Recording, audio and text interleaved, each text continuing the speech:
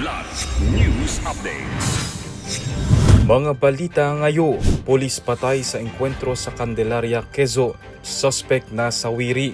Antipolo City 2nd District Representative at dating PNP CIDG Director Acop binawian ng buhay dahil sa cardiac arrest. Higit 100,000 na pulis ipapakalat sa transport hubs sa pagdiriwang ng Pasko at Bagong Taon. Ako po si Cesar Soriano para ihatid ang mga nangungunang mga balita sa buong kapuluan.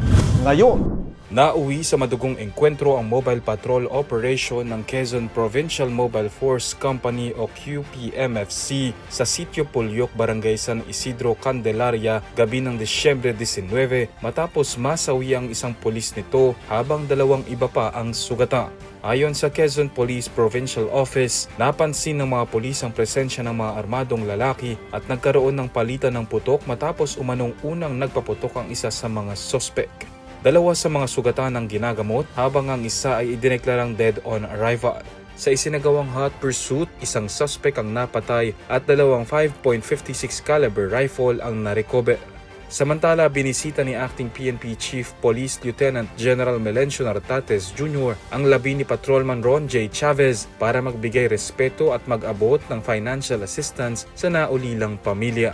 Kinilala rin ni Nartates ang dalawa pang pulis na nakakonfine sa United Candelaria Doctors Hospital at ginawaran ng medalya ng sugatang magiting at medalya ng kagitinga. Pumanaw si Antipolo City 2nd District Representative Romeo Acop, 78, nitong Sabado ng gabi, Disyembre 20, ayon sa National Unity Party.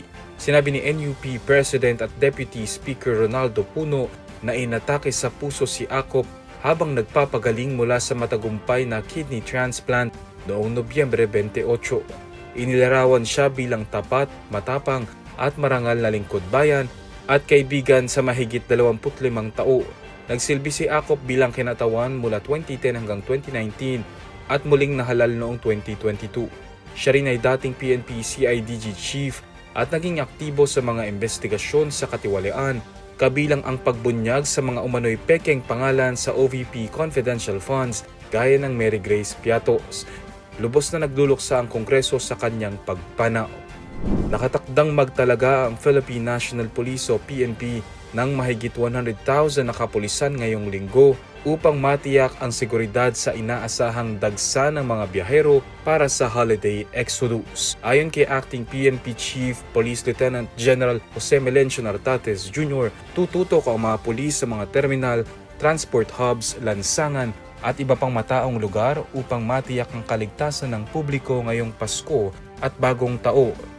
Mas mataas ito kumpara sa mahigit 60,000 na pulis na naitalaga noong nakaraang taon. Tiniyak din ng PNP na handa ang kanilang hanay na rumesponde maging sa mga business at residential areas at hinikayat ang publiko na makiisa sa pagpapanatili ng kaayusan at kaligtasan. Kaugnay nito nagsagawa ang Department of Transportation o DOTR katuwang ang iba't ibang ahensya ng random drug testing sa mga bus driver, konduktor at iba pang transport personnel upang matiyak ang kaligtasan ng mga babiyahe ngayong Kapaskuhan. Para sa Kidlat News Channel, ako si Renza Lenon, nag-uula. ako po si Cesar Soriano, kasama nyo sa bawat pagputo ng balita.